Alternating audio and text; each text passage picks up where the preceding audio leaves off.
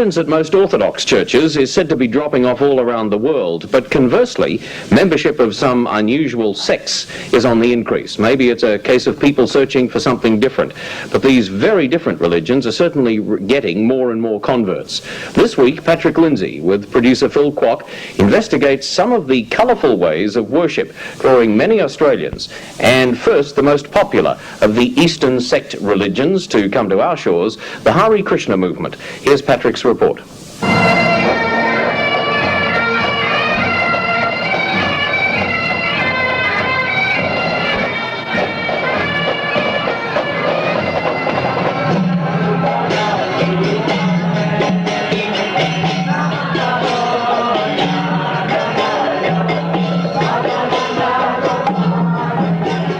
No street scene in any Australian capital city is complete these days without the hypnotic chant of the saffron-robed Hare Krishnas.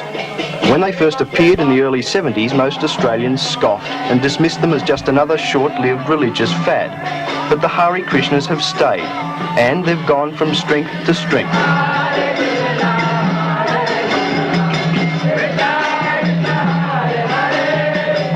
We're giving a state of joy, joyful consciousness, and a pure life. Pure life means following the law of God, and the Krishna consciousness religion is the oldest religion in the world. It's based upon the Vedic literatures, which were written 5,000 years ago, and has been practiced very carefully in India for millions of years, actually.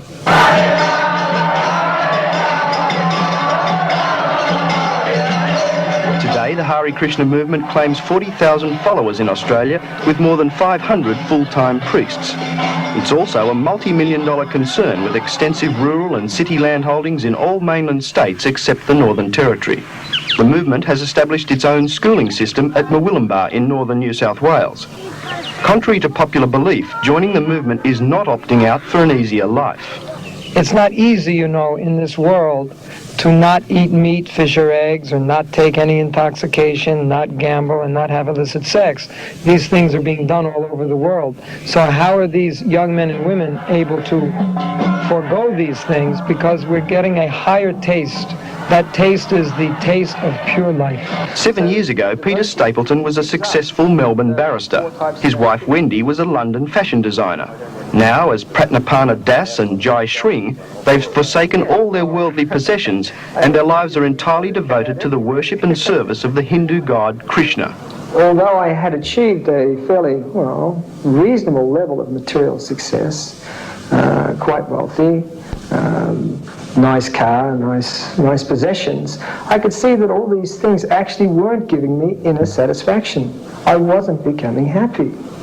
So this was the incentive to make me begin to search for something beyond material possessions and material happiness for satisfaction. Why the Hare Krishna movement? Well, it wasn't like immediate. But when I came in contact with Krishna consciousness, I could see that here, after I read the philosophy, I was convinced that here was the perfect philosophy. Here was the perfect way of life. And not only the philosophy, but I could see that the people who were practicing it were actually happy. Our marriage is actually based around service to Krishna. So all our activities have one common point. So it's a very strong relationship, and the purpose of the relationship firstly is to develop your love for God, and then simultaneously we become very happy. The movement's world leader, Vishnupad, himself a former New York film producer, takes a hard line against the recently emerging Eastern-based religious cults. We're always concerned that we're not lumped in with a bunch of these crackpot Indian so-called gurus that have come, or even Western crackpot religions. We kick them in the face. Despite the movement's strict taboos, its followers regard their religion as being essentially a celebration, and the followers are convinced theirs is the true path to spiritual fulfillment. In Australia, our movement is being accepted, I think, better than anywhere in the world. We've been doubling our numbers every year. And I see that within 20 years, I have very high hopes that Australia will be the first Krishna conscious country.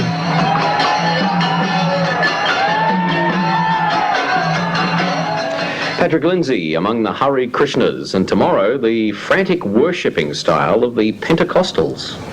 Earlier a week ago and has been visiting Hare Krishna properties around the country.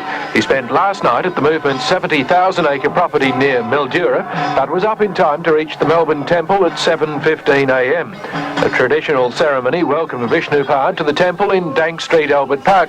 The ceremony included a feet-washing ritual which is extended to arriving travellers. All participants, including our news crew, had to remove shoes before stepping onto the marble floor. There are more than 300 full-time disciples in Australia. The Krishnas use as their sacred writings the Vedic literatures of the Hindu religion. They relate to Krishna, the supreme personality of the Godhead, whom they claim was an historical person who lived 5,000 years ago. The world leader, Vishnupad, sees spiritual values as the only answer to world problems, including the disputes in the Falklands and Lebanon. It's all false proprietorship. Everyone is fighting over something which doesn't belong to them. The Falkland Islands neither belong to the British, nor does it belong to the Argentinians. It belongs to God, to Krishna.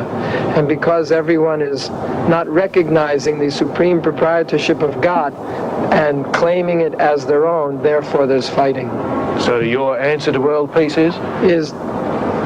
Offer everything back to God, recognize his proprietorship, then only can there be peace. Well, that's the News Extra. Vincent Smith back again with more of 11 a.m. right after this break.